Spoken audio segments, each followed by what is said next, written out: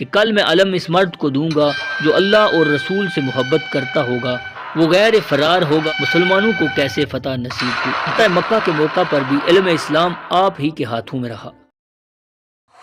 بسم اللہ الرحمن الرحیم۔ آج ہم اپنے ناظرین کو داماد پیغمبر، ساقی کوثر، باب علم و حکمت، نفس رسول، مولود کعبہ، مولائے کائنات حضرت علی کی سبحان عمری کے متعلق ایسے حقائق بیان کرنے کی کوشش کریں گے جو قرآن و حدیث، علم و دانش، تاریخ و رمز کے معیار پر پورا اتریں۔ اگرچہ تمام مکاتب فکر کے مورخین جانے انجانے میں جذبات سے اتنے متاثر نظر آتے ہیں کہ آج 1400 سال گزر جانے کے بعد بھی دامن سمیٹ کر کوئی ایسی چیز لکھنا آسان نہیں جسے تمام مکاتب فکر قبول کریں۔ تاہم شاہ ولی اللہ محدث دہلوی، حاکم نیشاپوری، شمس الدین ذہبی، علامہ آلوسی بغدادی سے لے کر تمام علماء کرام نے اپنی اپنی کتابوں میں تحریر کیا ہے کہ حضرت علی علیہ السلام کی ولادت بشہادت 13 رجب المرجب 30 عام الفیل باروز جمعہ وسط خانہ کعبہ میں حضرت فاطمہ بنت اسد سلام اللہ علیہا کے بدن اطہر سے ہوئی۔ تاریخ میں درج ہے کہ خانہ کعبہ کی دیوار حضرت فاطمہ بنت اسد کے لیے شق ہو گئی تھی۔ یہ شرف بھی حضرت علی علیہ السلام کو حاصل ہے کہ نہ آپ سے پہلے اور نہ آپ کے بعد کوئی خانہ کعبہ میں پیدا ہوا۔ حضرت فاطمہ بنت اسد 3 دن تک خانہ کعبہ کے اندر رہیں۔ یہ بات اتنی مشہور ہوئی کہ مکہ کے گلی کوچوں میں کہیں دنوں تک زبان زد عام رہی۔ ناظرین، پشت کعبہ وہ مقام ہے جو رکن یمانی کہلاتا ہے۔ خانہ کعبہ کی دیوار میں یہ مقدس درار صدیوں سے لوہا، سمٹ، دھات یا کسی مواد سے بری نہ جا سکی۔ آج بھی حاجی اس مقام کا قریب سے بخوبی مشاہدہ کر سکتے ہیں۔ روایات میں درج ہے کہ حضرت علی علیہ السلام نے سب سے پہلے حضور اکرم صلی اللہ علیہ وآلہ وسلم کے چہرہ مبارک کی زیارت کی اور آپ کی زبان کو منہ میں لے کر چوسا، جس سے مدینۃ العلم کے تمام علوم باب علم کے سینہ اقدس میں منتقل ہوئے۔ حضرت فاطمہ بنت اسد نے حضور اکرم صلی اللہ علیہ وآلہ وسلم کو بتایا کہ بچے کی ولادت اور ہماری دیکھ بھال کے لیے آسمان سے آنے والی مخلوق نے ایک شاندار آواز میں اس بچے کا نام علی رکھا ہے، جس کے معنی برتر و بلند کے ہیں۔ حضرت علی کی والدہ فاطمہ بنت اسد اور حضرت علی علیہ السلام کے والد حضرت ابو طالب ہیں۔ اس طرح آپ علیہ السلام نجیب الطرفین ہاشمی ہوئے۔ حضرت علی کا بچپن مکمل طور پر حضور اکرم کے زیر سایہ گزرا۔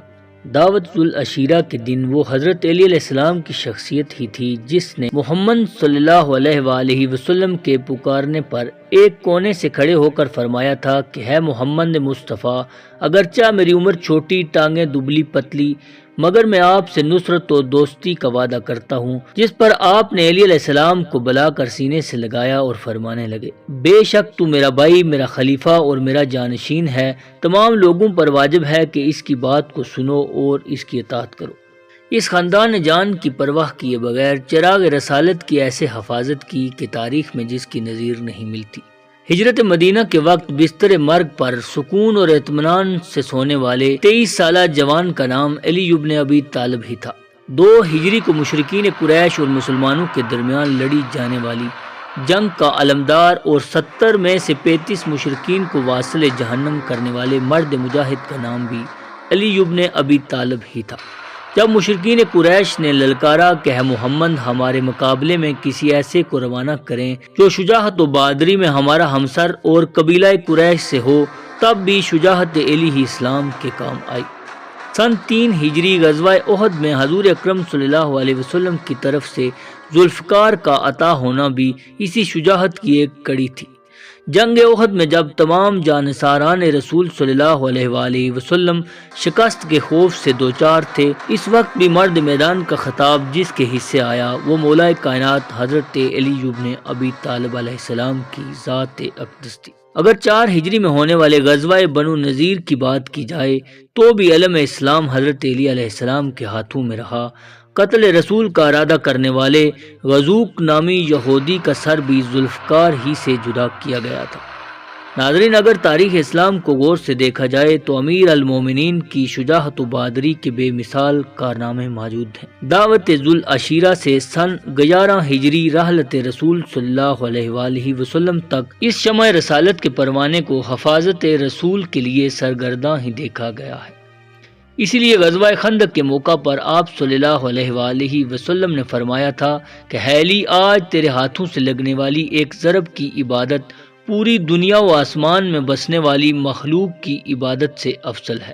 7 ہجری فتح خیبر کے موقع پر حضور اکرم نے فرمایا تھا کہ کل میں علم اس مرد کو دوں گا جو اللہ اور رسول سے محبت کرتا ہوگا، اللہ اور رسول بھی اسے اپنا دوست رکھتے ہوں، وہ غیر فرار ہوگا اور اللہ اس کے ہاتھوں پر مسلمانوں کو فتح نصیب فرمائے گا۔ پھر چشم فلک نے دیکھا کہ مولا علی علیہ السلام کے ہاتھوں مسلمانوں کو کیسے فتح نصیب ہوئی۔ بات یہیں پر ختم نہ ہوئی، حتیٰ کہ فتح مکہ کے موقع پر بھی علم اسلام آپ ہی کے ہاتھوں میں رہا۔ فتح مکہ کے وقت حضور اکرم نے اپنے بھائی حضرت علی علیہ السلام کو کندھوں پر سوار کیا اور فرمانے لگے، ہے علی، بیت اللہ کو آج بتوں سے پاک کر دیجئے۔ آپ علیہ السلام نے حضور اکرم کے کندھوں پر سوار ہو کر تمام بتوں کو توڑ دیا۔ اگر ہارون محمدی کے علم و حکمت کی بات کی جائے تو یقیناً آپ خاتم الانبیاء محمد مصطفیٰ صلی اللہ علیہ وآلہ وسلم کے علم کے بھی وارث ہوئے۔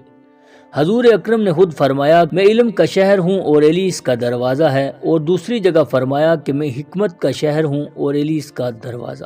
تاریخ میں درج ہے کہ حضرت عبداللہ بن مسعود، سعید خدری، ابن عمر اور ابن عباس جیسے بڑے بڑے صحابہ آپ کے علم سے فیض یاب ہوتے رہے ہیں۔ کاتب وحی، بہترین قاضی اور معاملات فہمی میں اپنی مثال آپ تھے۔ یہی وجہ ہے کہ آپ کی عدالت، شجاعت اور فیصلہ سازی کو دیکھ کر حضرت عمر نے فرمایا تھا کہ اگر علی نہ ہوتے تو عمر ہلاک ہو جاتے۔ فصاحت و بلاغت آپ کی وراثت کا حصہ ہوئی۔ یہی وجہ ہے کہ آپ کے خطبات پر مشتمل نہج البلاغہ کو اگر پڑھا جائے تو انسانی عقلوں کو علم کی معراج ہو جاتی ہے۔ پیارے ناظرین، اس درخشاں ستارے کی تعریف کرنا انسانی دسترس سے باہر ہے۔ علم ناقص کے مطابق بندہ ناچیز کی طرف سے کی گئی کاوش اگر پسند آئے تو ویڈیو کو لائک اور چینل کو سبسکرائب